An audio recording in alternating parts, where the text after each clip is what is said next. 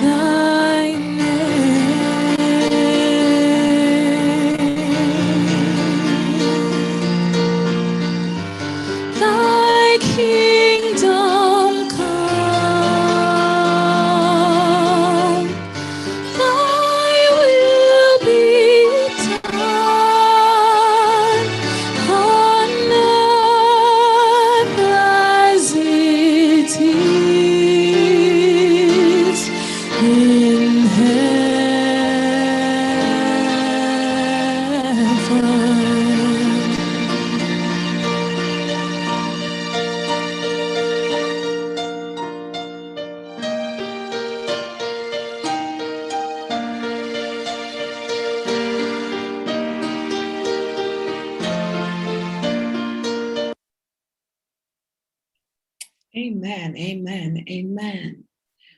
Well, as we begin to get started, it is my pleasure to welcome Dr. Eldona Boisson from PAHO and World Health Organization, who's a representative for the Bahamas and the Turks and Caicos Islands, as well as Monique Sands, president of Santa Club of Nassau. So we will now ask Dr. Eldona Bosson from PAHO and World Health Organization to bring brief remarks. Good morning, all, and thank you very much for having me here this morning. Good morning to Dr. Bethel, Dr. Monique Sands, Dr. Calais Philippe, Dr. Wendy Fernanda, Ms. Nadia Cash, Dr. Jason Stubbs, Policewoman Inspector Bowles, Philippa Dean, Dr. Robin Roberts. Thank you for having me. As we know, from the 25th of November to the 10th of December, we have PAHO joining governments, civil society, the UN system, and other partners in marking these 16 days of activism against gender-based violence. This year, the theme of the 16 days is Orange the World, End Violence Against Women Now, drawing attention to the urgency for action. We know that violence is devastatingly pervasive in the region, with enormous consequences for women's and girls' health and their well-being. Evidence suggests that 1 in 3 women and girls in the Americas have experienced physical and or sexual violence by a partner. Yes, 1 in 3. And 11% of women in the Americas have experienced sexual violence by a non-partner. And this was before the pandemic. In the context of the COVID-19 pandemic, the risks of domestic violence, especially against women and girls, have increased while access to much needed support has decreased. Girls and women around the world are challenged daily with harassment, unwelcome touches, and other acts of abuse. Now coupled with the struggles that emerged during the pandemic, gender-based violence is a very real and huge public health concern. Evidence shows that women are more likely to experience intimate partner violence if they have low education, exposure to mothers being abused by a partner, abuse during childhood, and acceptance of violence, male privilege, and women's subordinate status. So the vulnerable become more vulnerable. Here in the Bahamas, molestation, incest, and rape are threatening to destroy the fabric of society. Women and girls are left with scars from physical, mental, and sexual abuse, many feeling neglected and worthless. In some settings, they face reproductive health issues and increased risk of acquiring HIV/AIDS and other sexually transmitted diseases. As a community, we must all do our part to protect our women and girls from all forms of abuse, and we must do it now. No longer can we turn a blind eye when a female is being abused, choosing to mind our own business. No longer should anyone share images and videos of violent acts. No longer should we blame women and girls for provoking rape because their clothes were considered less than modest. We must teach everyone, men and women, to respect each other and to use effective conflict resolution strategies. We must remind everyone that love is not expressed through hurtful, damaging acts. We must advocate for the strengthening of protective services that can be accessed even during the COVID pandemic and the restrictions it brings. And strict penalties should be established for perpetrators of abuse. We must encourage women and children to speak up and not suffer in silence. Now, more than ever, we must take action. The International Day and 16 days of activism are a timely opportunity to raise awareness for the health and social consequences of violence against women and to strengthen our commitment to collective action. As counselors, I know many of you are counselors in this session, you play an important part in the school community where you lead, advocate, and collaborate to promote equity for all students and promote positive outcomes for all students in both the short and long term. The ability to recognize behavioral and attitudinal changes that hint at abuse is necessary, as we know many truths are hidden. I encourage you to increase the focus on teaching about appropriate dating behaviors, respect, and conflict resolution in all relationships. These topics are fundamental to influence, to shift thinking patterns, and reshape cultural norms regarding gender-based violence. I encourage you to make your physical and virtual office a safe place for students to get the assistance they need in a confidential and judgment-free manner. We know that violence against women and children can be prevented, and its consequences can be mitigated. Preventing and responding to violence against women and girls requires a multi-sectoral approach, and each sector has an important role to play. Indeed, we all have a role to play in raising awareness of the burden of violence and to push for change. Violence is unacceptable for all ages, ethnicities, genders, and sexual orientations. It is not a consequence of victims' actions. Everyone has a role to play in ending gender-based violence. So let's do our part to raise awareness, to take collective action, and to protect the physical and mental health, and to save lives. I wish you a productive session today with rich discussion and positive outcomes. I regret that I am not able to stay with you for the whole session, but I certainly hope that you have a very productive one. I thank you so much for having me here today. Over. Thank you, Dr. Brosnan. Thank you for being here, and thank you for all you do. We certainly appreciate you. We certainly appreciate you. We'd also like to welcome Ms. Monique Sands, or Mrs. Monique Sands, President of Zonta Club of Nassau, who will also bring brief remarks. Thank you very much, Dr. Boisson, and thank you very much, Dr. Bethel. Zonta International is a leading organization of professionals whose mission is to empower women and girls through service and advocacy.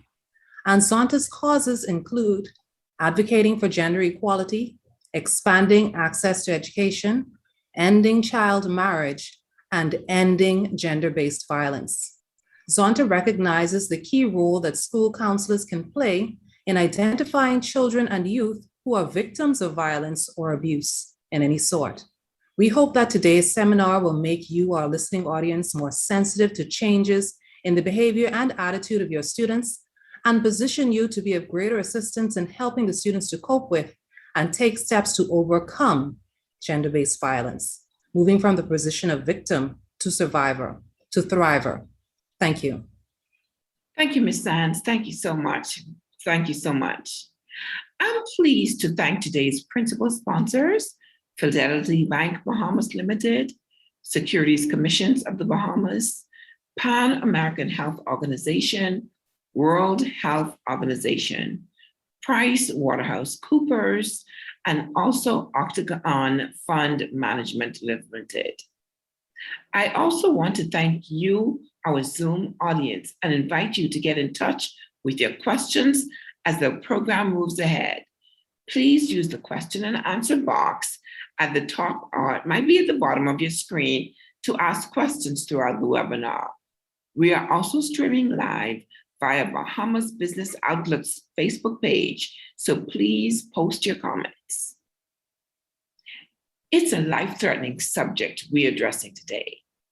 Gender-based violence is as old as humanity. Such behavior has and continues to destroy societies and militate against orderly development. Sadly, the Pan American Health Organization and World Health Organization have confirmed that it is on the increase worldwide, especially since the rise of COVID-19. Lately, Many Bahamians of conscience have been appalled by cases occurring in our own country. None more distressing than the suffering and death of a precious, vulnerable child just recently. We must be very aware that men and boys also suffer such violence. Do we sit back and do nothing? People of conscience are looking to today's panel to bring answers to matters of great concern. As I said on the TLC's Bahamas at Sunrise, gender-based violence is a huge problem. Bahamians need to know. Who is most vulnerable? Has violence against the young person increased, and why? If home is not safe, where do the vulnerable go? Where do victims get medical attention and or protection? If concerned family members or neighbors suspect abuse, how can they help? How does someone report an incident of violence and find help safely? Where can someone who is harming members of their household find help to stop the violence? How can we help young survivors of violence? What are policymakers doing to address or prevent escalating gender-based violence? These are pertinent questions that we hope to address. Once again, today's theme is gender-based violence, detection and intervention for guidance counselors. It is my pleasure to introduce our panel of experts who will discuss the subject in light of Bahamian realities. Dr. Wendy Fernando, clinical psychologist and president of the Bahamas Psychological Association and mental health psychosocial support focal person for the Bahamas. Ms. Nadia Cash, licensed clinical psychologist and adjunct faculty at the University of the Bahamas. She's also a former school psychologist. Dr. Jason Stubbs, Bahamian clinical psychotherapist, currently residing in Tennessee, and who's also a certified John Maxwell speaker and trainer. Police Woman Inspector Bowles. Ms. Philippa Dean, forensic therapist at the Bahamas Crisis Center. And Dr. Robin Roberts, consultant urologist and director of the School of Clinical Medicine and Research, the Bahamas, and former deputy chairperson of the National Task Force to End Gender-Based Violence. Once again, I am Dr. Deidre Bethel. I'm an assistant professor at UB, and I am your moderator today. So, without further ado, let's get started with greetings from our panelists that we will move right into the subject. So, we will ask in the order that we call them, Dr. Fernando, then Ms. Nadia Cash, Dr. Jason Stubbs, Woman Inspector Bowles, Philippa Dean, and I don't think Dr. Roberts is here as yet, but he will be here if things work out well. We ask them to go ahead and just say a few introductory words. Dr. Fernando. Good morning, everyone. It is a pleasure to be here, and I'm anticipating a lively discussion. Much more importantly, I'm hoping that this is not just lively among ourselves, but that this provokes action in our country. So thank you all so very much, and thank you for inviting me. Thank you. Thank you. Good morning, everyone. Thank you once again for allowing me to be here as well.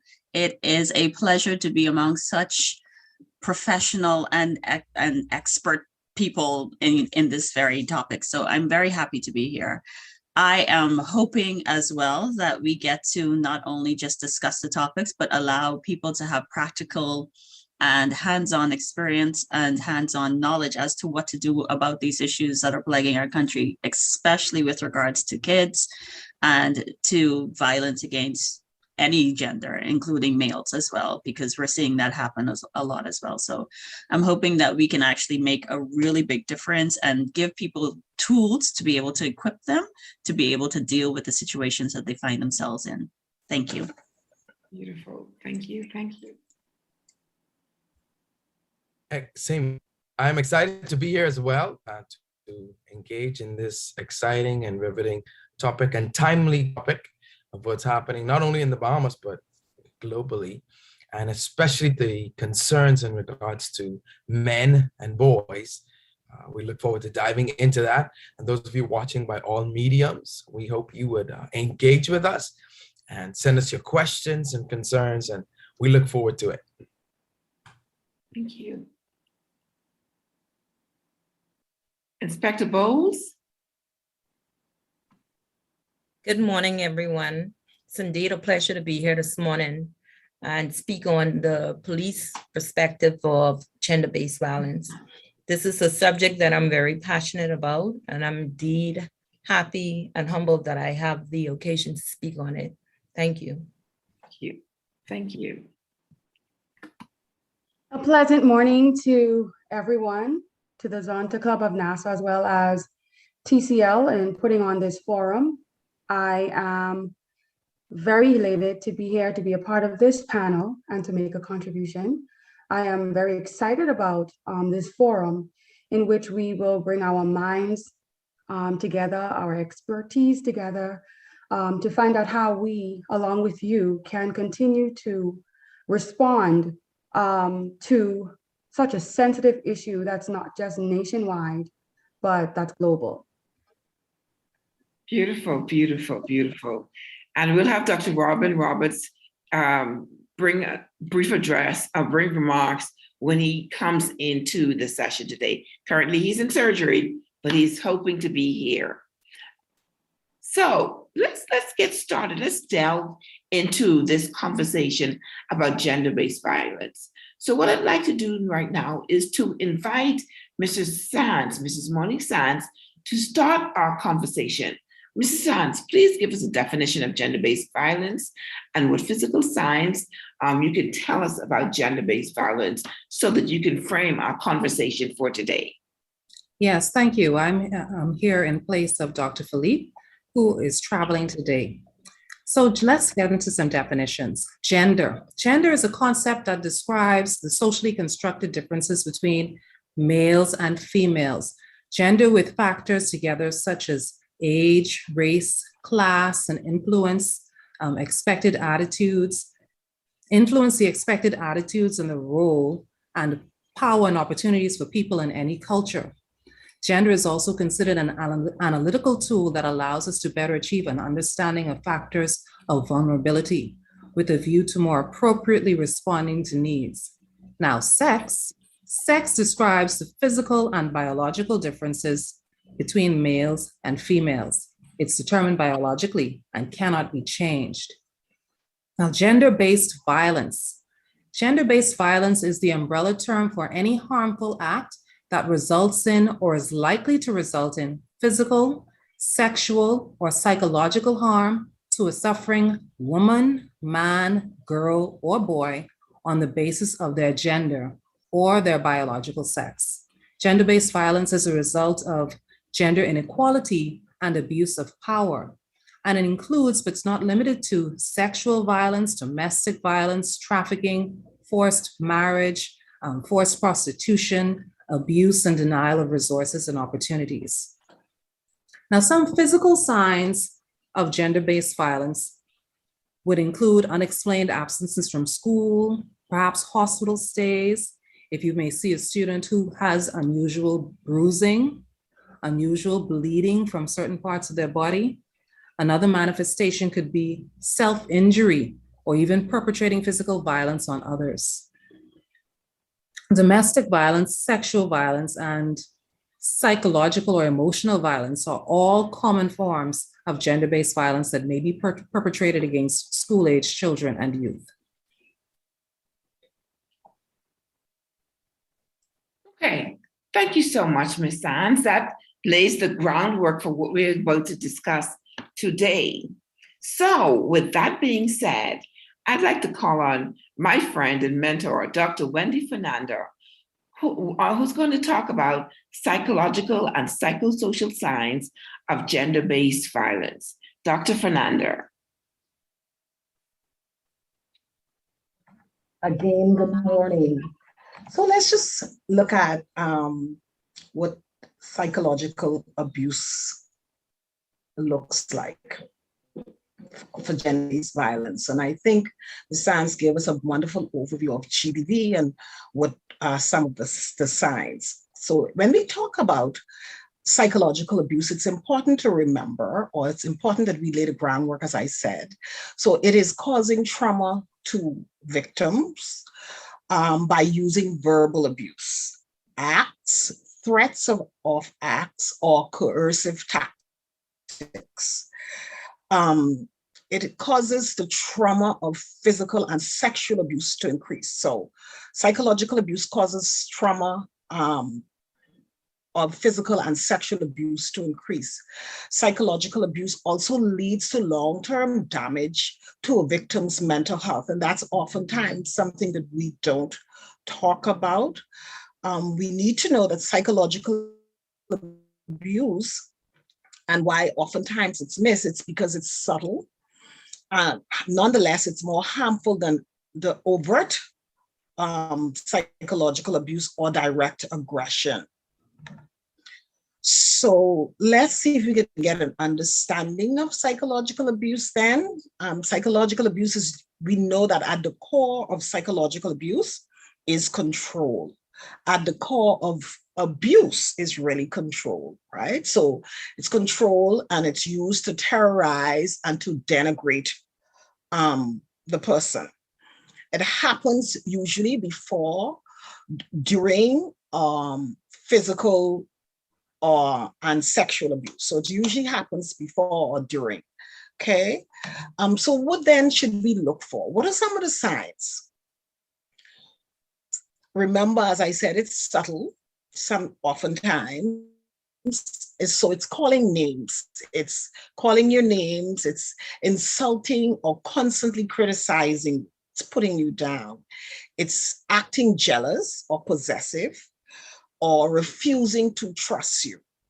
It's deliberately doing something to make the victim, you, feel diminished or embarrassed. It's isolating you from friends. It's like, okay, you don't need anybody else. You just need me. We just need to hang out. This is our nuclear family. So you don't need, so it's isolating you from friends. It's isolating you from family, and it's isolating you from other people. It's also monitoring your activities, like who do you communicate with, your activities on social media, on your phones, okay? And it's usually, sometimes it could be with or without your knowledge. It's including, it's being demanding to know where you are, who you're going with, who you contact, or how you spend your time. It's attempting to control what you wear. Like, I don't like that. I don't like women wearing makeup. I don't like women wearing short clothes, or men, for that matter, wearing tight pants, or, you know, not wearing locks. It's about control, such as clothes, like I said, makeup, hairstyle. I don't like women wearing wig. And of course, both Monique, I think, and Dr. Bethel mentioned that it's not just female, it's male as well. So it's demeaning you in public or in private. It's undermining your confidence and sense of self-worth. So if you're always being told that, you know, something's wrong, you don't know what you're saying, you don't know, you don't look good, it undermines your confidence. It's convincing you that you're crazy. So we, you know, the term now is gaslighting. You, by pretending not to understand, refusing to listen to you, questioning your recollection of facts, so that you're crazy, you know, something's wrong with you. Questioning your recollection of events or source, making your needs or feelings seem unimportant, or denying previous statements or promises. It also includes threatening you. So oftentimes that happens across the board, not just in psychological abuse, but the other persons will talk about that. Threatening you, your children, your family, or your pets. damaging your belongings, throwing objects, punching walls, and kicking doors. It's blaming you for their abusive behavior. So you caused this. You know, you're the reason why I had to slap you, or you're the reason why I had to push you. You're the reason why I left you home and went out. It's accusing you of cheating or cheating themselves and blaming you for their actions. Cheating is cheating on you and unintentionally, so that they feel like they can hurt you, and threatening to cheat again to suggest that they are better than you are, telling you you are lucky to be with them, and also that you will not find anybody better than they are. Is stalking sometimes. And so those are some of the signs for psychological abuse. So as I said, remember that psychological abuse is subtle. It is more harmful than overt psychological abuse or physical aggression. It's most psychologically abused women display symptoms of PTSD and or depression. Women who experience psychological abuse are significantly more likely to report poor physical and or mental health, and they are more likely to visit physicians in the year, like a number of times, for psychosomatic complaints. Among women with psychological abuse, they are stronger predictors, like I said, of PTSD than physical abuse. So what are the red flags for abusers? I'm thinking that, you know, as I said, I gave you the symptoms, so we have to look at what are the red flags: extreme jealousy, possessiveness, unpredictability, bad temper or mood swings, controlling behavior, threatening, demeaning, or humiliating you, sabotaging your ability to make a personal choice, rigid beliefs about roles of men and women in relationships, or cruelty to animals. Thank you. Dr. Bethel? Thank you so much, Dr. Fernanda. Thank you so much. Your wisdom is also always very refreshing, always very refreshing. Ladies and gentlemen, I'd like to remind you that you can place your questions in the question and the Q&A section. It's either at the bottom of your screen or the top of your screen, but you can place your questions in there at any point during the discussion. Now, let's move on to Ms. Nadia Cash. Ms. Cash, tell us, where can women and girls who suffer such violence receive counseling or psychological support that is confidential and non-exploitative? Thank you very much. And I just want to say I really appreciate the information that Dr. Wendy Fernanda gave, because it is so amazing how so many people do not know the signs. They just think that it's something that's normalized. And so because it happens every day, they think that it's okay, that, you know, that it's okay that somebody's treating me this way, when really it's not. So thank you, Dr. Fernanda. Where can women and ladies and young girls find confidential help? Well, first and foremost, the most obvious source, and I see that Mistress Philippa Dean is a part of it. The Bahamas Crisis Center is a place that we usually recommend that people go for confidential help and to be able to reach out. Usually in schools, there are guidance counselors, and I know that a lot of persons they don't give guidance counselors the amount of props that they need to have, but guidance counselors work really hard to keep our students safe. And so even in schools, if a child is feeling unsafe or feeling that there's something going on in their home and that they need to talk to somebody, the guidance counselors are always there. They can approach a teacher, and the teacher can also talk to the guidance counselor to be able to get the help that they need.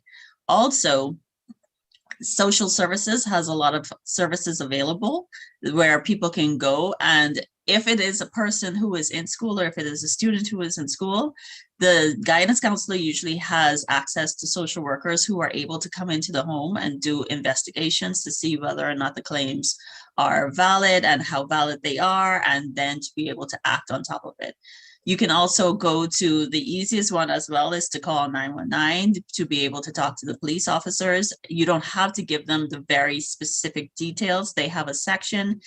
I always call it the SVU because they have, it reminds me of the TV show, but they do have a sexual abuse unit that is filled with a lot of really great professionals who are trained to be able to deal with information in a confidential manner.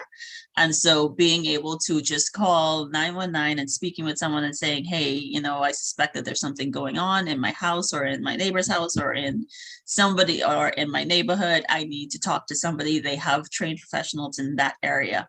Along with the Bahamas Psychological Association, there are on the website, there are a ton of numbers, helplines, hotlines that can be called, where you can be hooked up with a person who is trained to be able to handle your information in a confidential manner, as well as there are psychologists who and psychiatrists who are part of the Bahamas Psychological Association, as well as in conjunction with PAHO, to be able to allow persons to be able to get the help that they need in situations where they don't feel safe.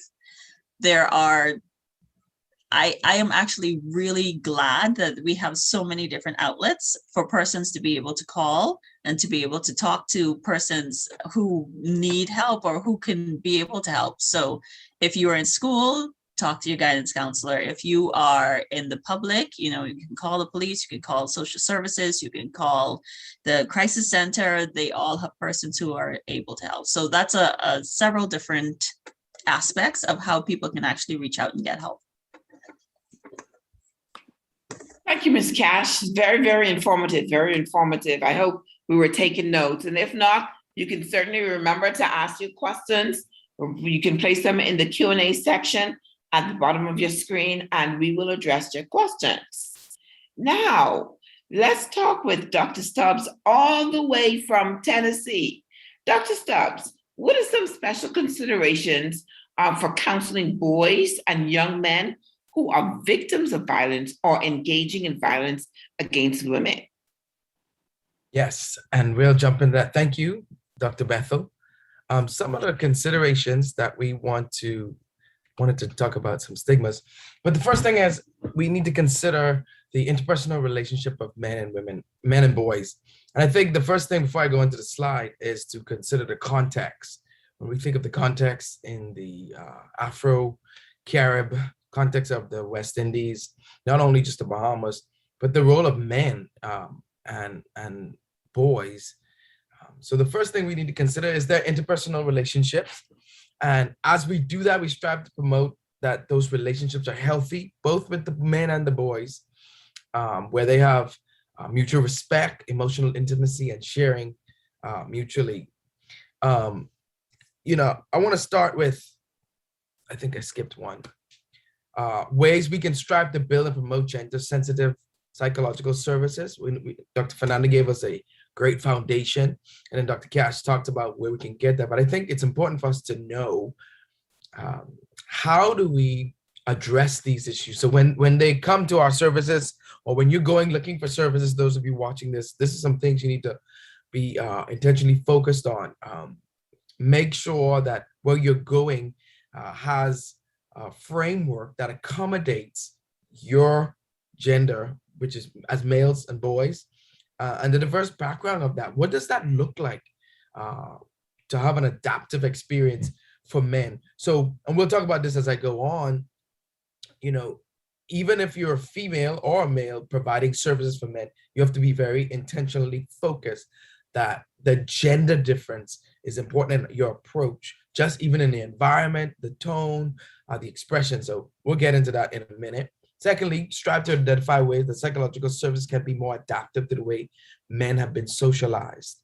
Now, again, for the Bahamian context, I'm not saying, you know, what the culture says, which, for example, let's say alcoholism is attached to it. I'm not saying having alcohol in your office is you meeting the culture of how men have been socialized. What I'm saying is the more appropriate manner and ways of how we deal with the men and boys that come into your office must be addressed. Then we have to strive to have correct erroneous assumption about psychological interventions, or to change the structure of the interventions for men so it's more congruent for them. Okay, so how are we approaching their assumptions of, I don't even want to be here. Why am I here? This for crazy people. How do we approach that? That has to be at the forefront of our understanding. And then for boys and adolescents, we have to be focused on making sure the sessions are congruent with being shorter, because the attention span of some of the boys. Make sure work to see if you can do a more informal setting. When I was working for a particular agency here, there was sometimes I would ask the parents to meet me at the playground, or we would meet at the park, and those would be the most productive sessions. And some self-disclosure in regards to a session I had, one of my breakthrough sessions of a young boy who was 4 years old, who finally admitted that he was sexually abused, happened at a park. He drew a picture of everything that happened, and that happened at the park. And so that environment, I believe, cultivated an environment for him to feel comfortable and willing to share, because there was a hope to get back on the swing with Mr. Jason. And so we would swing, and that's what we would do. We would talk while we were swinging. And so non-traditional expressions, especially for boys and adolescents. And then we have to strive to reduce the mental health stigma for men by acknowledging and challenging the socialized messages. So when they come to us, or you go seek services from an environment that makes the stigma reduced for you. Where you feel, and all of it has to do with how you feel, that's a part of it.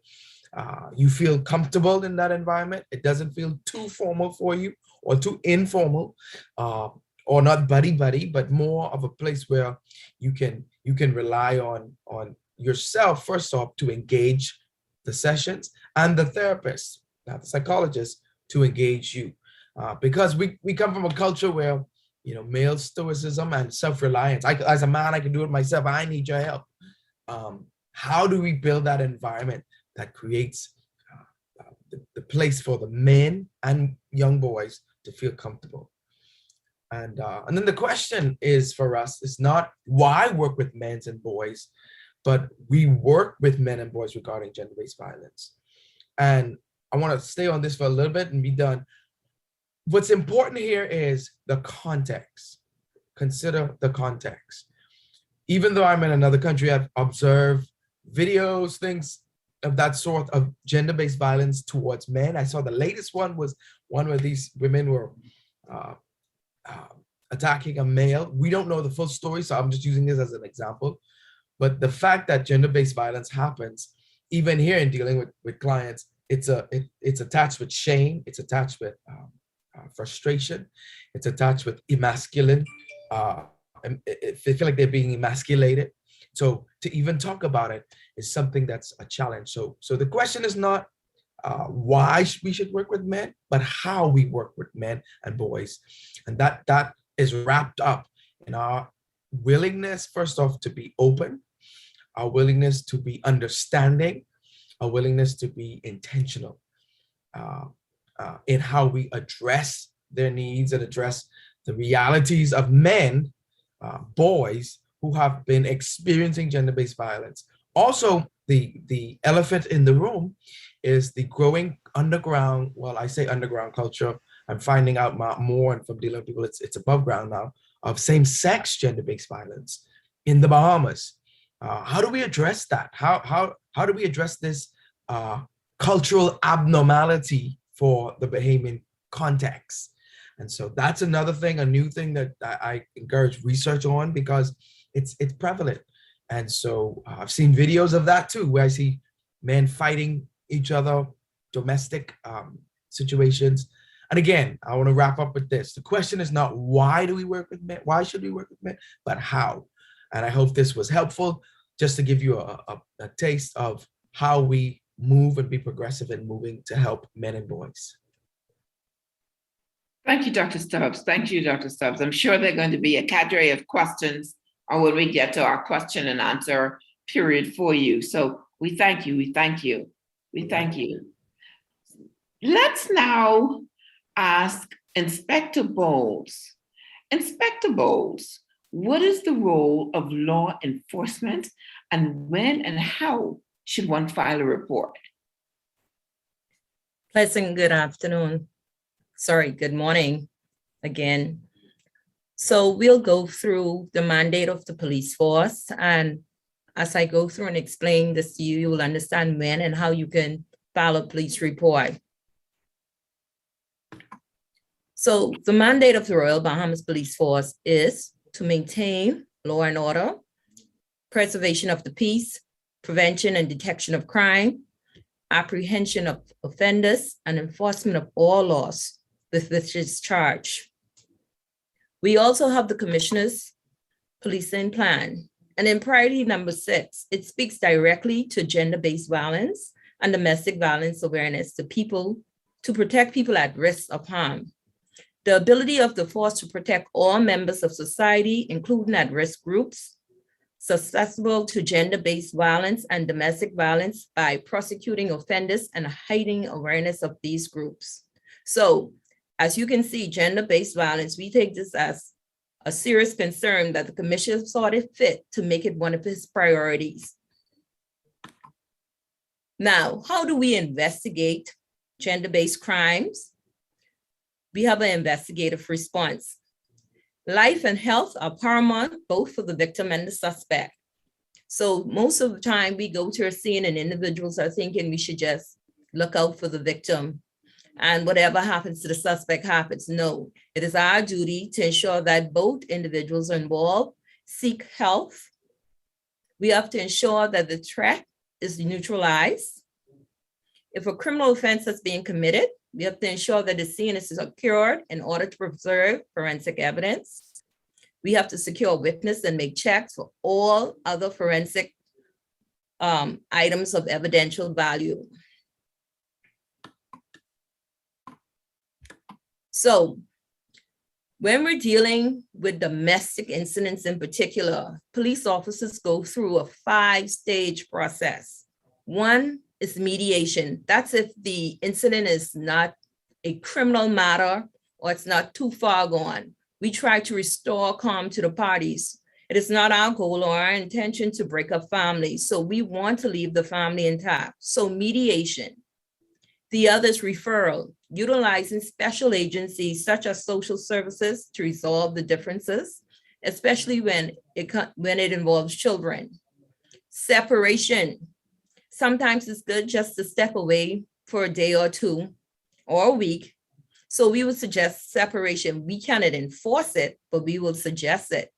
So it's temporary separation of parties, such as one person leaving for the night to stay with friends. Special measures may be necessary where we'll have to contact social services if the other adult doesn't have the means to be put up for that night, and they will assist us with that. We work hand in hand with social services, especially when it comes to our children. Warning.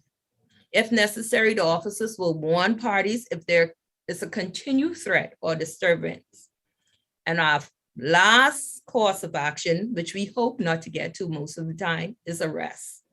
Evidence of injuries, threats, or assault, possession of firearms or offensive weapons may require an officer to act immediately.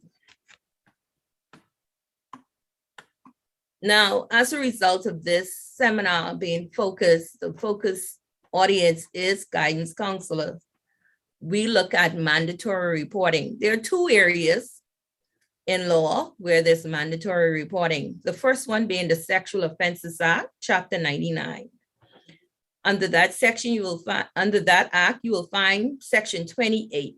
It speaks to mandatory reporting, and it says any person who is the parent or guardian of a minor has the actual charge, custody, or control of that minor, or has temporary custody, be it for special purpose, his attendant, employer, or teacher, and that's where the guidance counselor come involved. is a medical practitioner, a person registered under Nurse and Midwives Act, they have a duty to report. And failing to report on summary conviction, a fine of $5,000 or imprisonment for a term of 2 years. Now, I've known you seen recently in the papers that we have been taking a lot of parents to court charged with cruelty to children. And most of those matters are taken to court because some parents knew about the situation and they failed to report. They may have not been the perpetrator, but they were aware of the assault. So they were charged along with the perpetrator of failing to report or cruelty to children. And like I said, you can also find mandatory reporting under the Child Protection Act. You can find that under Section 63. And it speaks basically to the same thing. Every person who has information indicating that a child is suffering or has suffered significant harm shall forthwith, and forthwith means right now, right away, inform the director of any abuse that is occurring. And it speaks to the professionals that are involved. It speaks to teachers, guidance counselors, social workers, police officers. We have a duty to report any abuse of any child in the Commonwealth of the Bahamas. So sometimes we take out a protection order, and that's families who have turmoil in the home. What is a protection order? A protection order is a document issued by a court and signed by a judge to protect a person from harassment or abuse. In a protection order, a judge can set limits on a person's behavior and interactions. And the protection order is found under the Domestic Violence Protection Orders, Chapter 99A.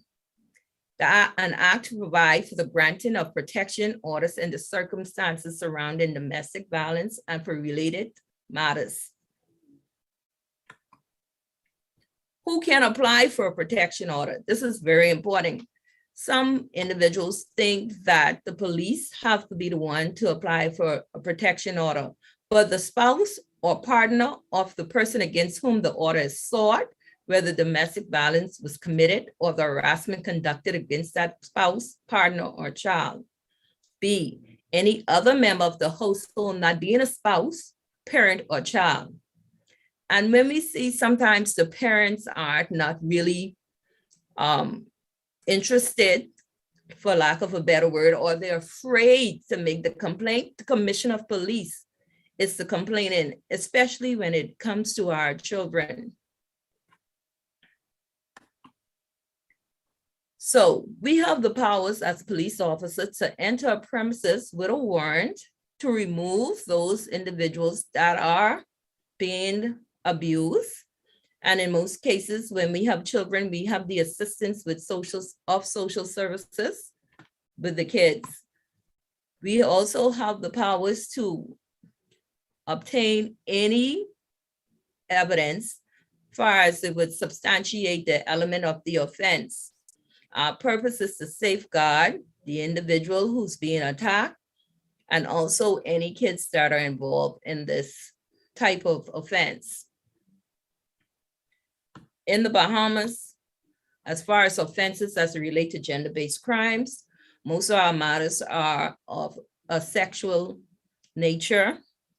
We also have human trafficking, which is also of a sexual nature.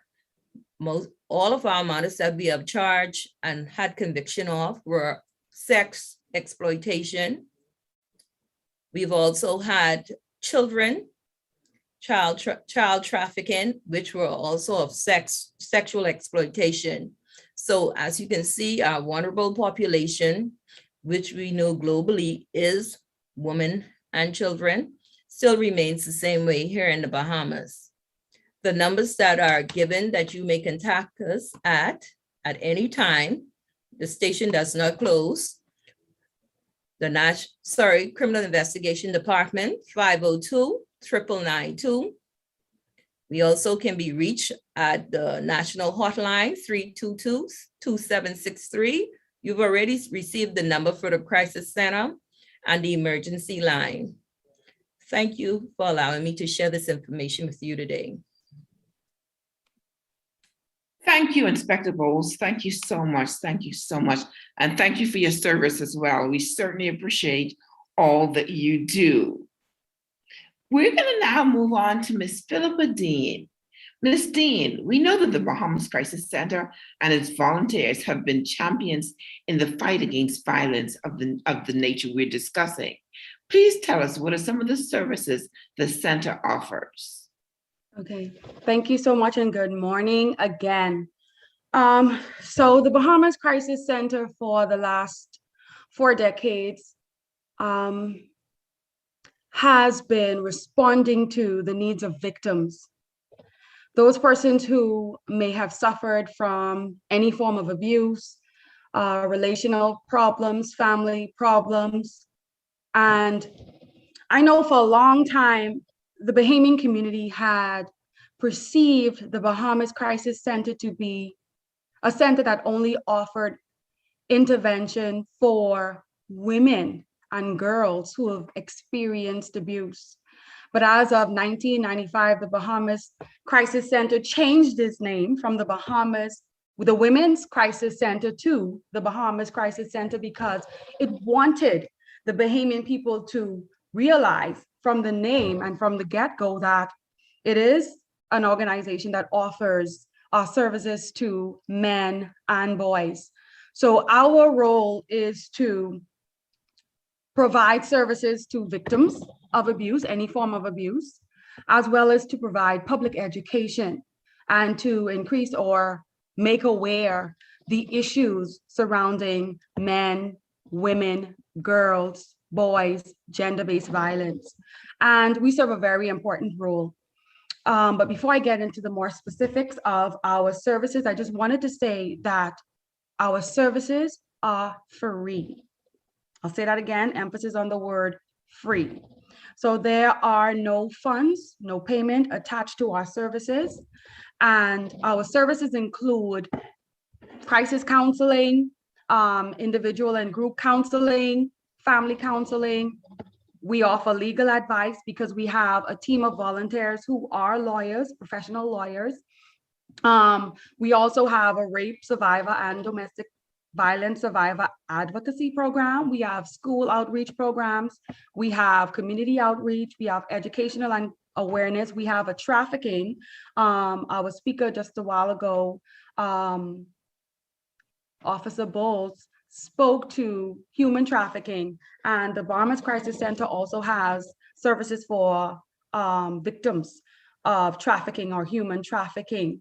And there is a 24-hour hotline service, and the number for our hotline, if you are writing, is 328-0922. 24 hours hotline service, 328-0922. And as a result of COVID-19, we have expanded our telecommunication services. We have a text line that anyone who wants immediate service or wants to bring something to our attention, you can dial or text, 565-9633. That is our text line. We also offer, and for the purpose of this setting or this context, I want to speak more to our children's advocacy clinic that is offered. And those services to children are offered from Monday to Thursday on a weekly basis from 2 p.m. to 6 p.m. And due to the rising cases that we've been seeing post-COVID-19, there was a need to extend the services. So from Monday to Thursday to the 6th, we meet with children of school age. They are the only clients we are currently seeing face-to-face or in person due to COVID-19. So then what about our adult males or our adult females? Well, our services is still offered to them. However, it's done virtually via Zoom or over the telephone. Other programs that we have are our anti-bullying program that's offered in the primary school. It's a Green Remain campaign. We also have the Respect Now campaign, which is a campaign on healthy relationships that we run in the junior high schools. And then we have another healthy relationship program that is run in our senior high school. I am happy to, I guess, I don't think I'm preempting anything, but in 2020, we look forward to our collaboration with the University of the Bahamas, where we're going to be launching an initiative called UB Says No to Gender-Based Violence. So if you can see, we are intervening from early childhood all the way up to tertiary, because we realize that victims of gender-based violence can fall within any age group. We also realize that even though you may have some children who are not victims, direct victims of abuse, these children are also, or sometimes they're silent victims or indirect victims of abuse. So they witnessed it. And that also has an impact on them. And I just want to end on this note. I was so grateful to hear Dr. Stubbs share his presentation, because again, we are trying to push the word out there to our community to let them know that at the Bahamas Crisis Center, we do serve men and boys. And I love the fact that he emphasized it's not about why it's important that we serve them, but it's equally important that about how we serve these men so that they feel that they have a safe space enough to come in to seek help. So I just want to end on the note or the fact that we are here. We are a free service. Again, our numbers are 328-0922. If you need to reach out, please reach out to us. Our job is to intervene and provide victim services so that we are able to restore our victims to a place of, I think it was the president of Zontas that said it earlier, victims to survivors and survivors to thrivers. So we are all about bringing our victims to a place of, restoring them to the place of pre-crisis, pre-trauma, where they're able to function. And if we are able to help them develop beyond that, so that they have healthy coping skills and function or mechanisms to deal with any future difficulty that they may face. Again, my name is Philippa Dean, representative from the Bahamas Crisis Center, and I want to thank you for your time and your attention. Thank you, Ms. Dean. Thank you, Ms. Dean. And thank you, all of those persons who are at the Bahamas Crisis Center, who are really, really doing great work within the Bahamian community. Thank you much. Thank you much. Ladies and gentlemen, we do have Dr. Robin Roberts in the room today. So you've heard a survey of the current situation regarding gender-based violence in our community and in our country. Dr. Roberts will now speak to the future, the Bahamas' strategic plan to address gender-based violence. I now welcome Dr. Robin Roberts. Can you let me in? Yes, sir. Good morning, everyone. It's really a pleasure, and I thank you for the invitation. Please allow me a minute to put up my screen here. I just had a short little PowerPoint I would like to present. As usual, I ended up good. And so good morning, everybody. I think that this topic fits right in looking at all the previous presentations before. So I look at gender-based violence as a major public health problem because from a physician perspective, because it reflects the three components of a public health problem. Number one, it poses a major burden on our society in terms of pain and suffering and costs, with significant demands on our limited resources. More importantly, it's preventable, and even of greater importance, it could happen to you or me. And so we recognize that while this burden is often sensationalized in the local media and is often the topic of the daily radio talk shows, Professor Burnett best captures this in looking at the economic impact that she estimated what occurs in the United States of America. That the annual economic cost was about $8.3 billion, including $6.2 billion spent on the medical services for physical assault, another $461 million for stalking, another $460 million for rape, $1.2 billion for lost lives. And then she concluded that the CDC showed in their study that domestic-based violence victims miss 8 million days of paid work, which is equivalent to 32,000 full-time jobs and approximately 5.6 million days of household productivity. And so we must recognize that our daily police and crime reports of assaults and rapes that have been spoken of so clearly just in the earlier presentations, the daily hospital visits for medical attention and the counseling demands on the crisis center is just a tip of the iceberg. So in summary, gender-based violence inflicts a heavy burden, health-wise, both mentally and physically, socially and economically in the Bahamas. It's a national problem. It requires a national solution. And so in July of 2013, the government appointed a national task force, which was chaired by retired Justice Ruby Nottage, and I was privileged, along with Dr. Sandra Jean Patterson, to be the co-chairs of this committee.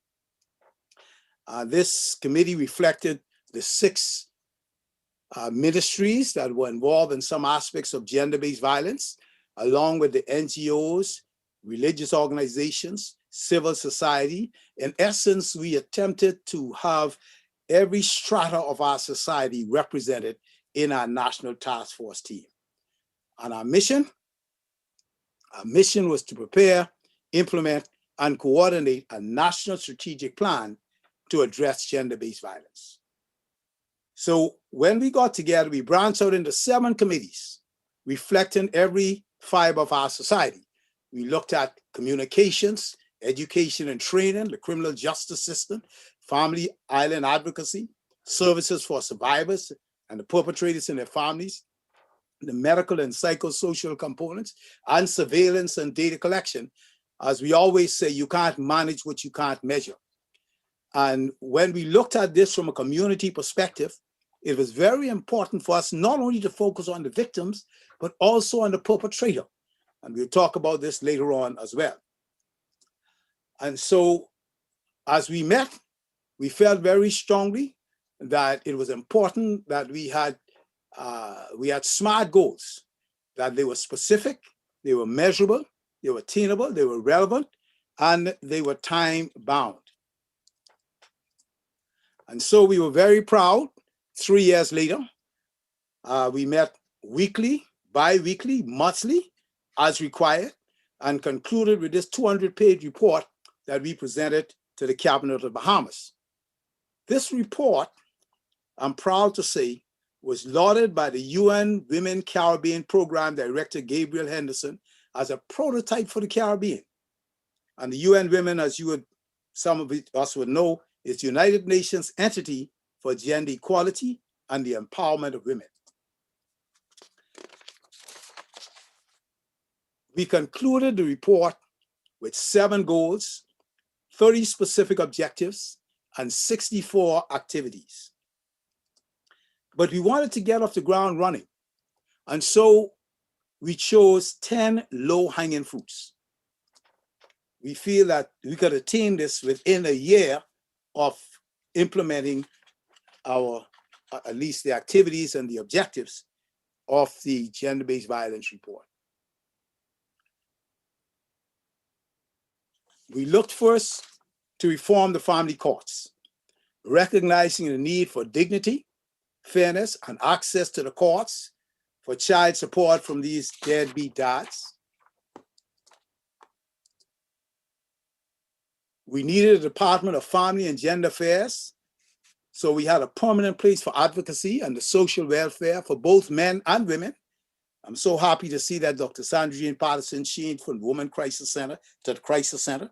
So if we had If we had a desk for women affairs, we also needed a desk for the male affairs, and that was implemented. We started our media public awareness, which we wanted to continue, and with ongoing awareness and advocacy. So we started with some very nice short PR campaigns for both the radio and the television.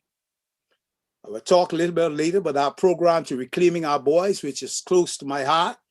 We're recognizing the violence in and among our boys, the social and educational disparities of being raised without fathers. And thus we wanted to advance a male-based driven mentorship program. I'm one of those old-fashioned fellas that says it takes a man to raise a man. We looked at having a Family Island Coordination Council. We wanted to recognize the burden of gender-based violence in our family islands and the closet hidden issues in our small island communities, and the impact that we have on our children in particular with regards to gender-based violence. We were concerned that when individuals came to a healthcare facility for care after traumatic sexual assault or rape, that we wanted to ensure that they had immediate attention with comfort, compassion. They got the medical care and privacy and confidentiality that they deserve. And we wanted to make sure that there was an appropriate ambience in the emergency department for the assaulted victims. So we were working along with the emergency room department at the Princess Margaret Hospital. We were looking at early gender-based interventions, and I know that this program got started at the Crisis Center. So to assure that our children who are exposed to violence, that we had a means to counter the traumatic effects of those children who encountered these assaults at home. 1 minute, see where my phone disappeared to. It never ceases to amaze me.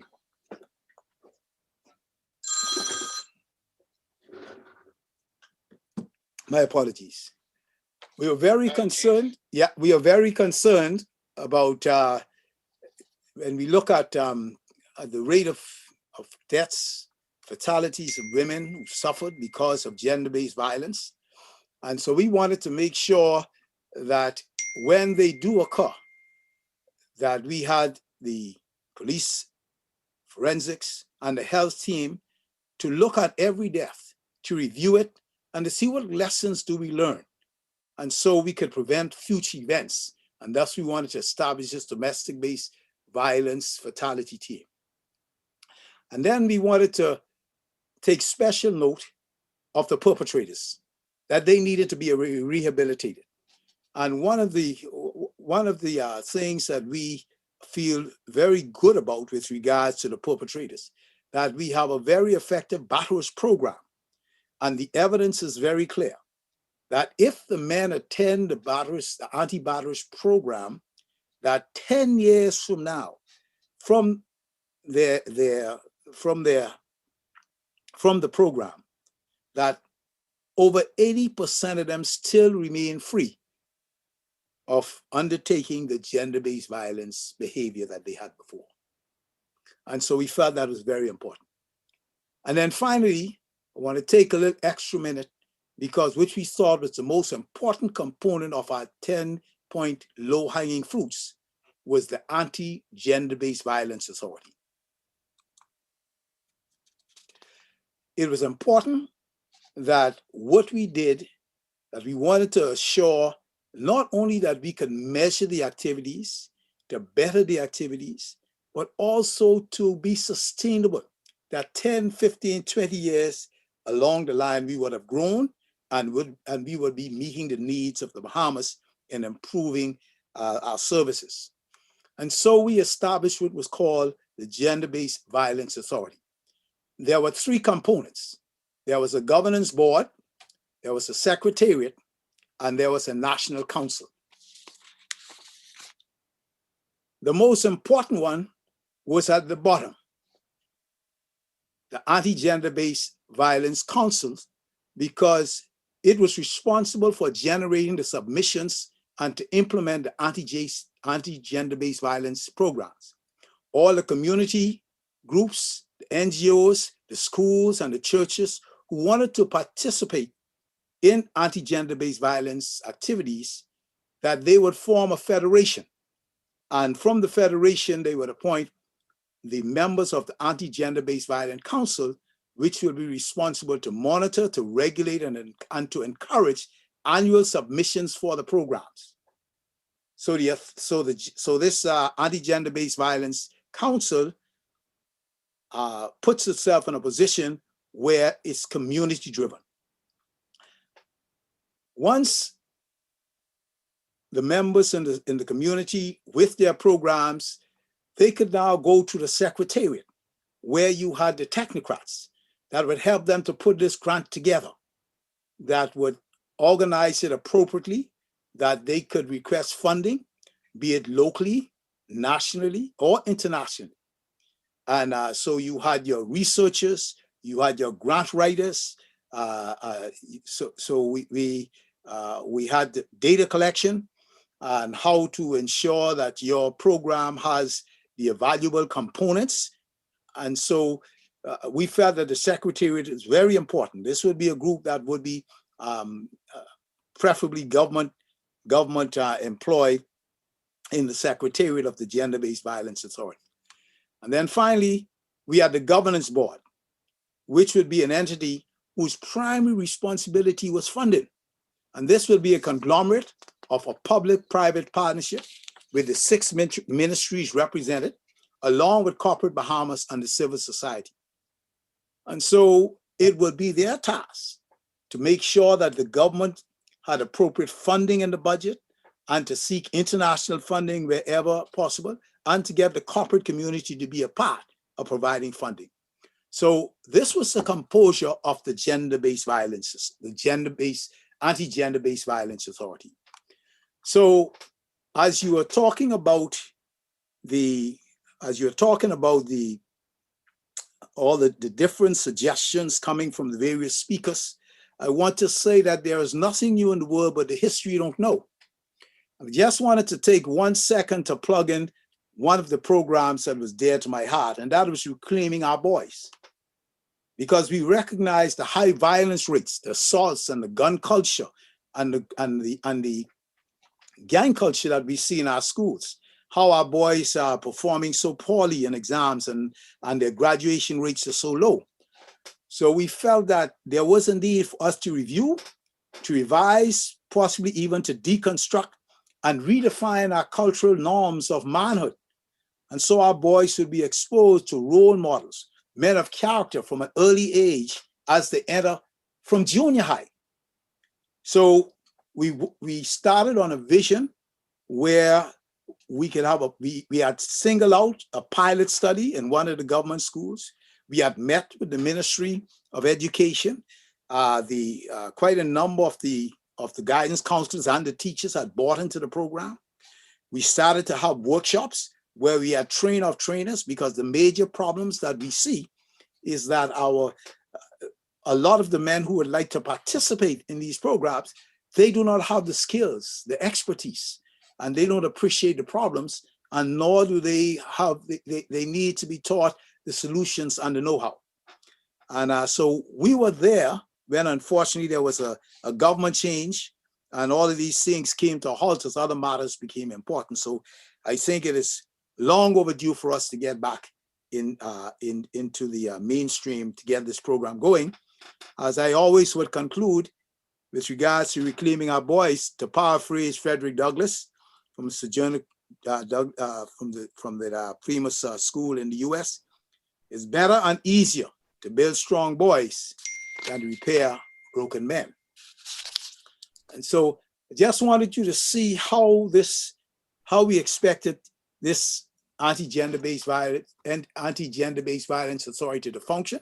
So we had the most important was our coordinating council with the federation and the community who are proposing their programs, and then they have the secretariat that would refine them and put them in a category to seek funding and to make sure that they are in a scientific manner for presentation.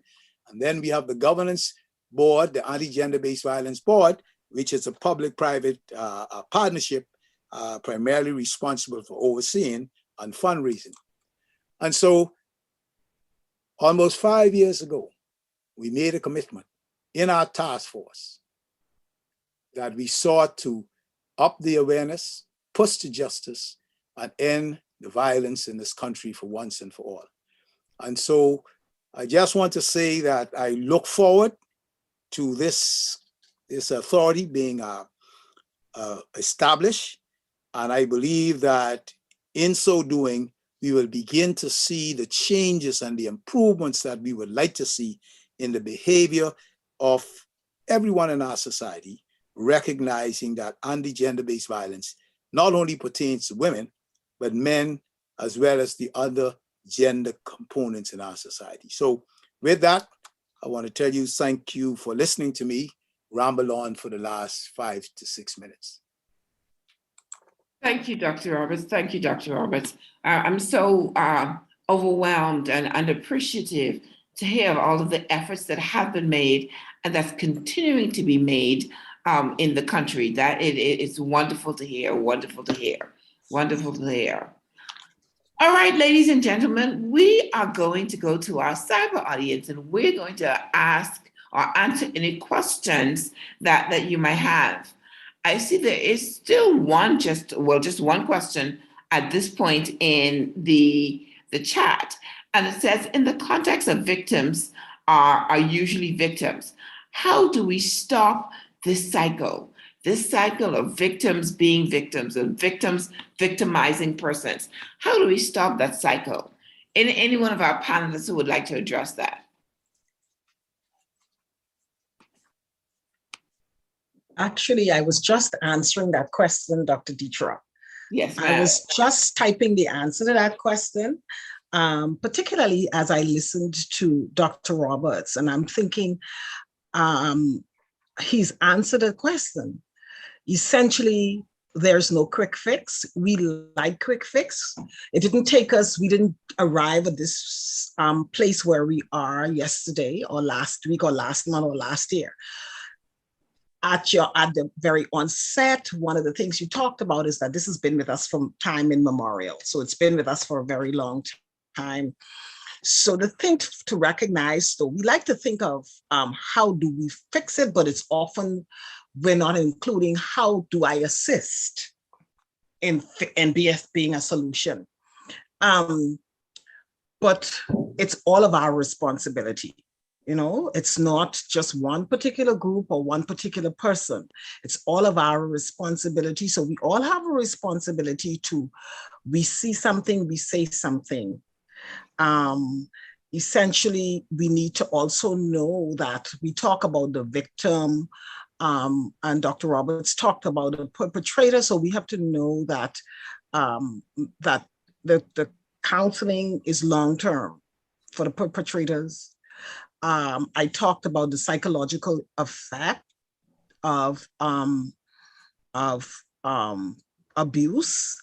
And so we know that it's also long-term for the victims as well, for the person who has been victimized. Let me say that, yeah.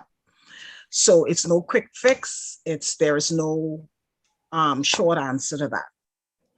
Yes, ma'am. Yes, ma'am. I would just like to add one comment here.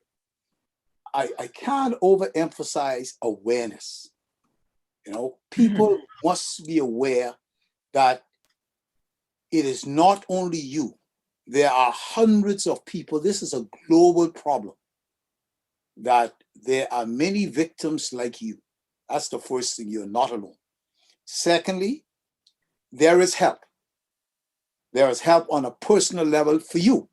You can pick up the phone, you can call the crisis center, you can go to the hospital, you can call the police. And so there's help on the way. And I think that is the start. That is the start. And I think, we take one step at a time. And then once you get into the system, that there are many people who would assist you to go further along the way. But people are frightened. We live in a small community.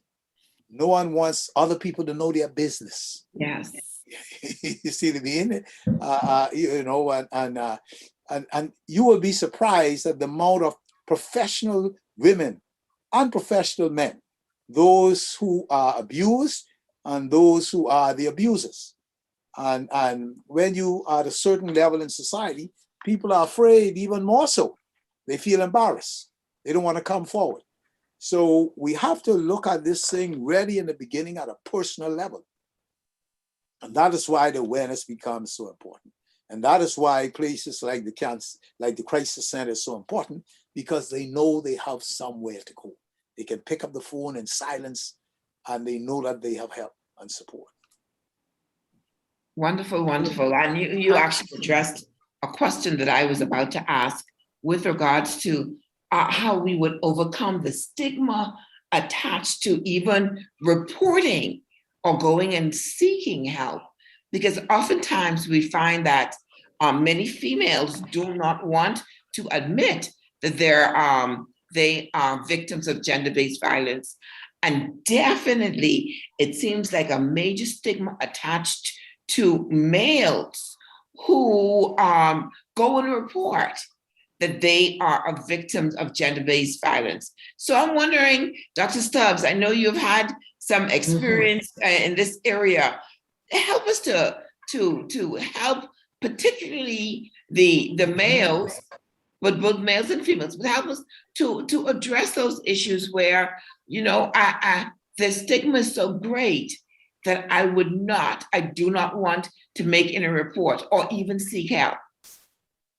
Yeah, thank you so much, Dr. Bethel. I think I want to respond to it from 2 points of view, responding for those of us as helpers and those that may be watching this, dealing with that concern. As helpers, I think it's very important, again, our willingness, our openness to hear people out.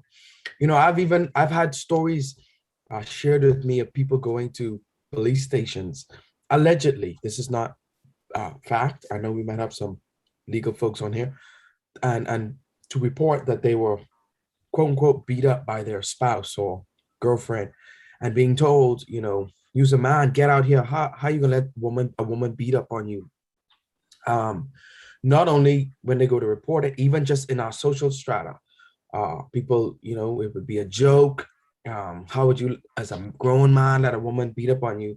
But yet, we have the flip side of that, where we have men saying to men, you know, man ain't supposed to hit woman.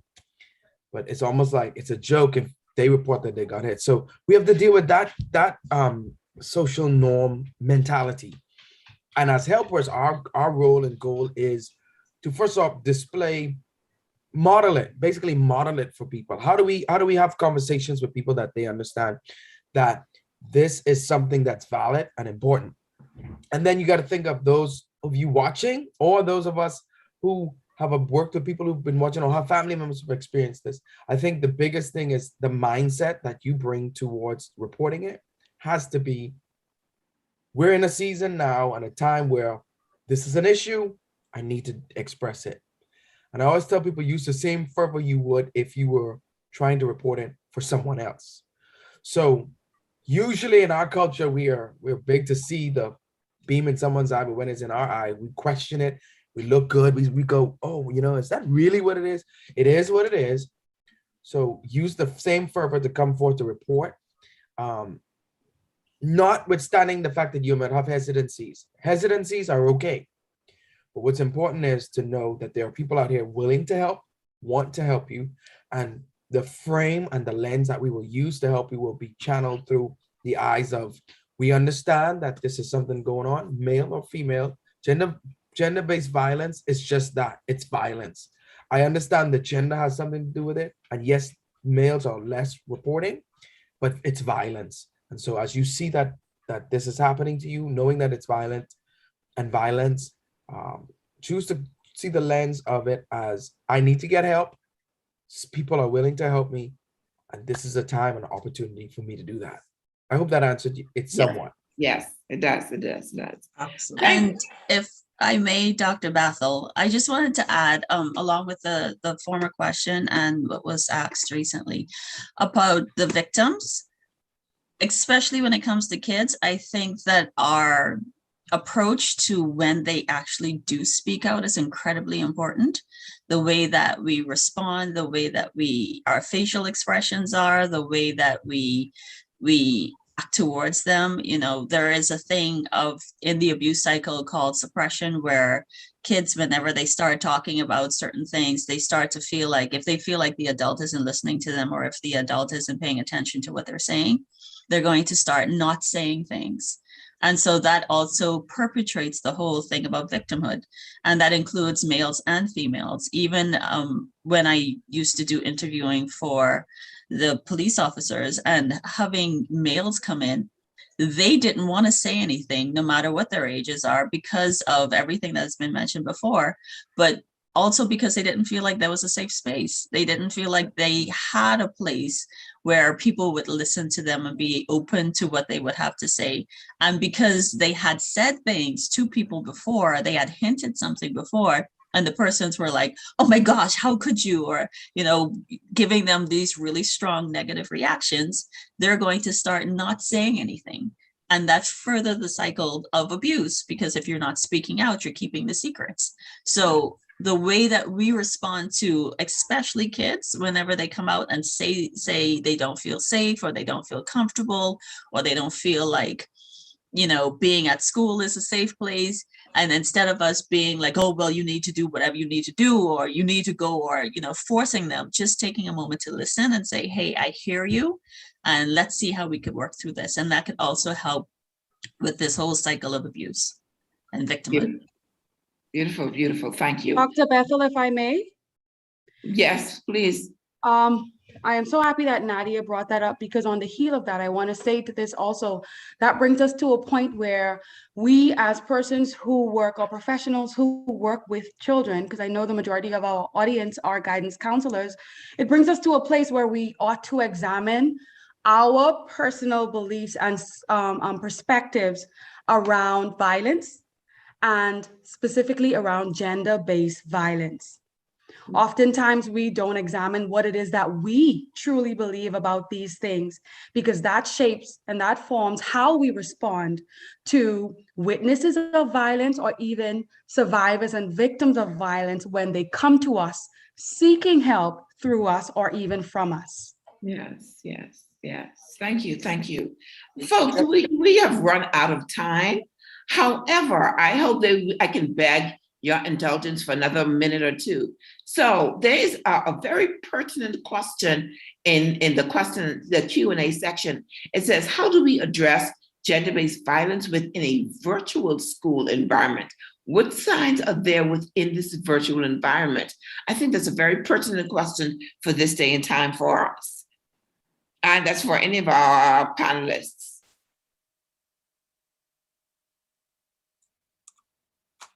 I believe just a short note that I think this is very important because it allows you to have communication at almost any time, and any place. And it's very important. We talked about the fact that the victim, or even the perpetrator, when they are in a crisis mode, they need to be able to talk to somebody, okay, and not to feel alone. So having the virtual environment allows them a space where they can join anytime and not feel alone. So from a personal level, I think that's very important. At another spectrum, at the other end of the spectrum, it also is a great teacher, because now you can have experts in counseling and whatever aspects in terms of trying to curb gender-based violence. You can bring in folks from the US, from Canada, anywhere in the world, to share their expertise and to share their experiences. And one time ago, when we had conferences, we had to look at how could we bring these folks in and how much it costs and so forth.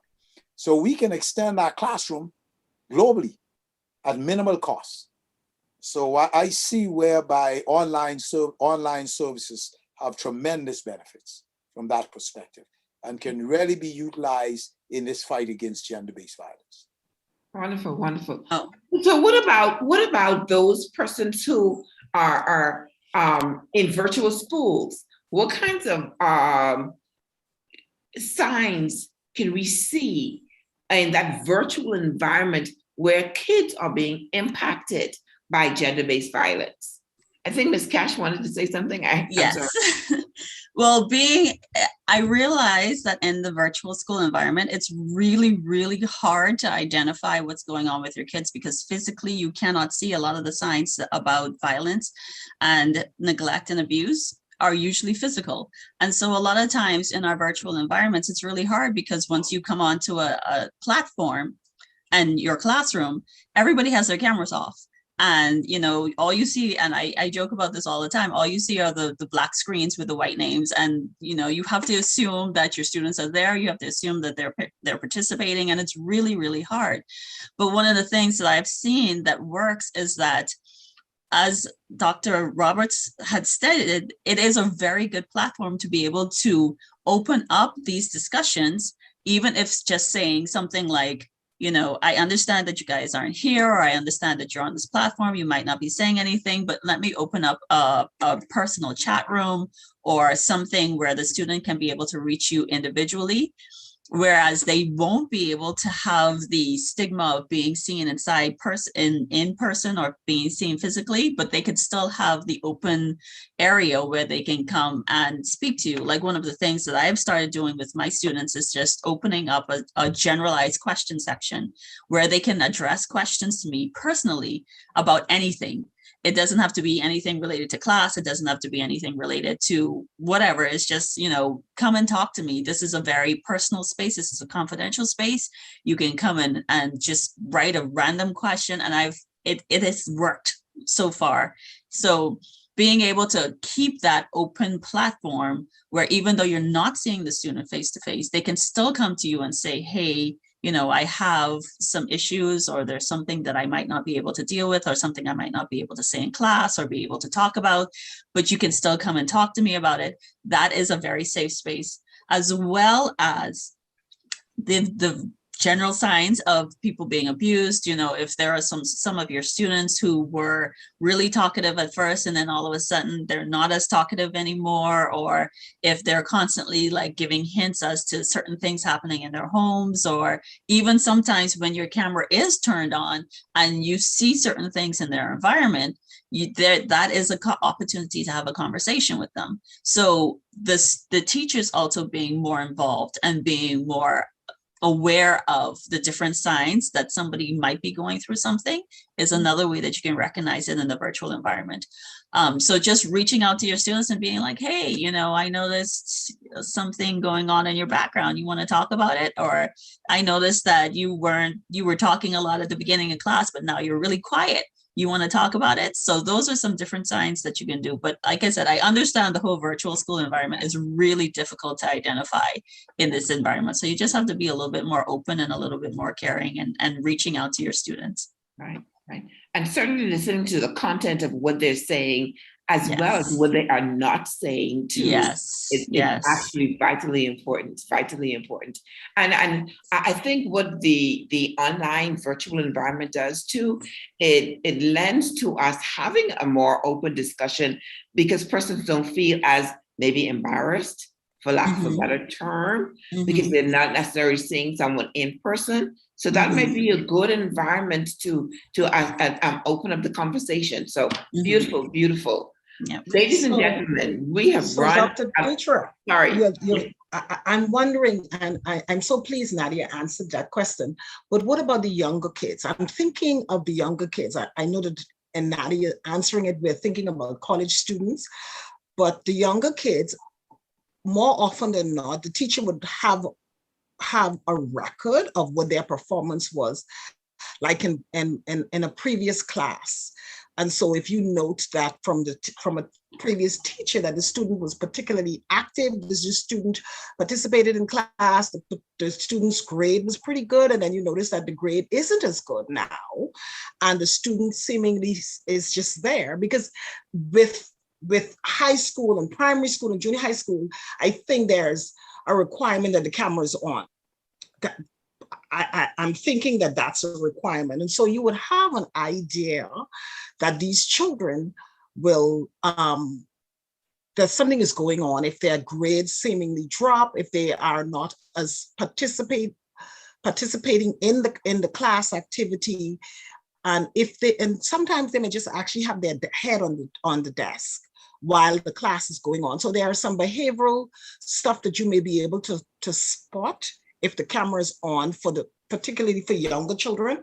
I agree with Nadia as it relates to college students, but if for the younger students, the ones in high school, primary school, and junior high school, I think we could look for behavioral indicators. We could check their grades, speak to their previous teachers, and we get an idea as to what's been going on with them. Sorry about that. Okay. No, beautiful, beautiful. I think it needed to be said. Thank you so much. Thank you so much.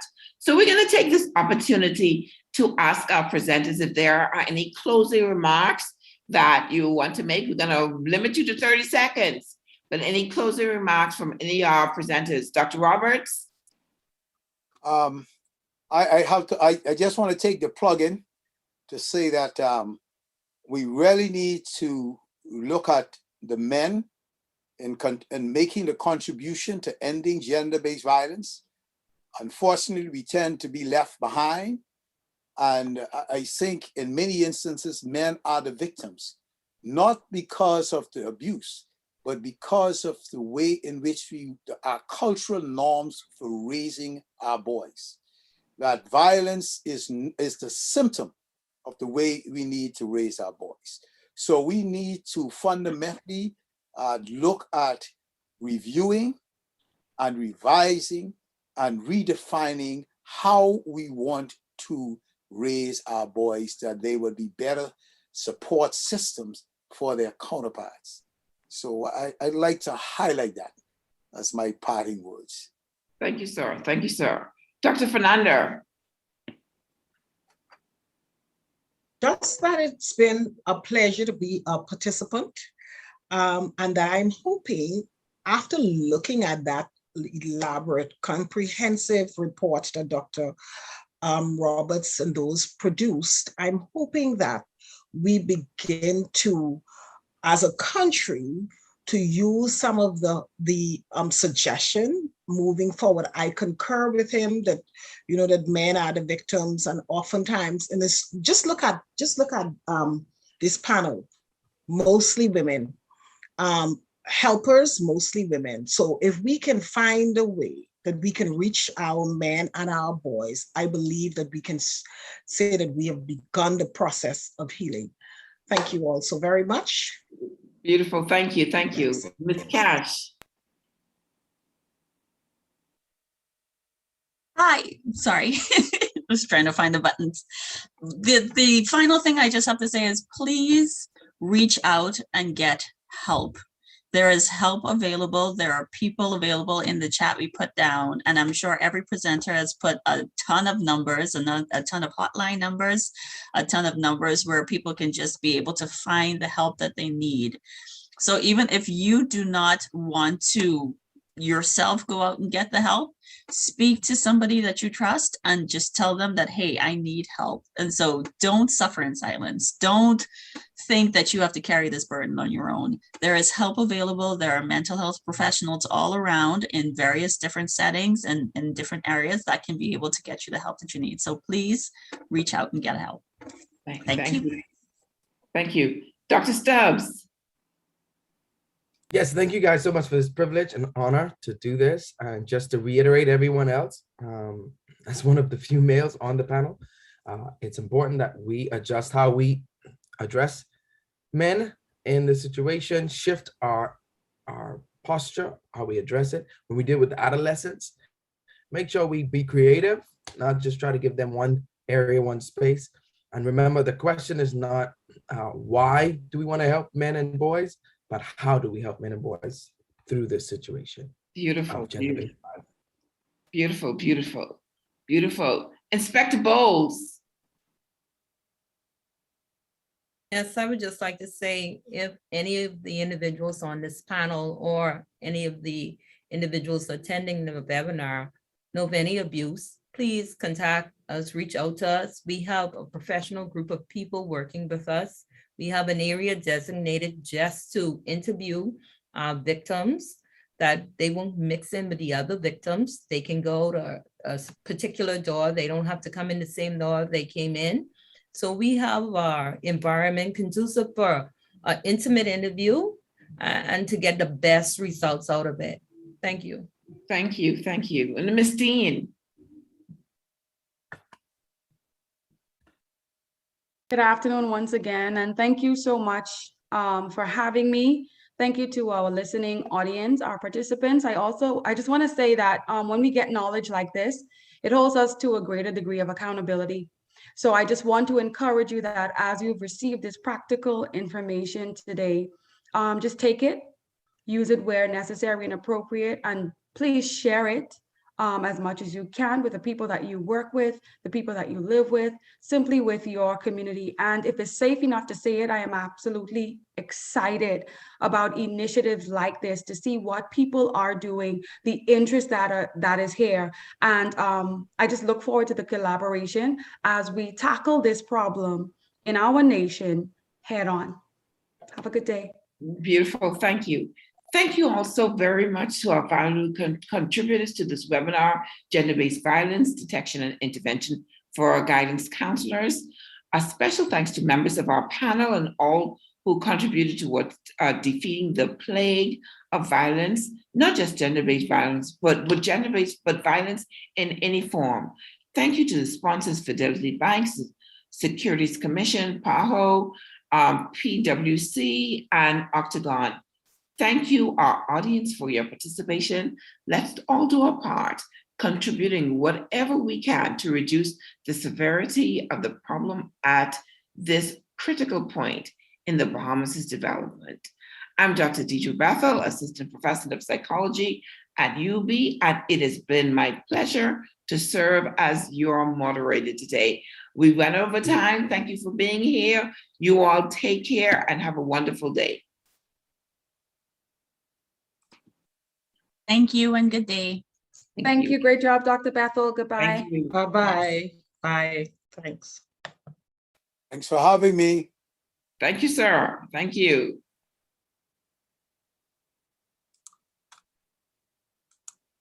Bye-bye. Bye. Take care now. Wonderful day.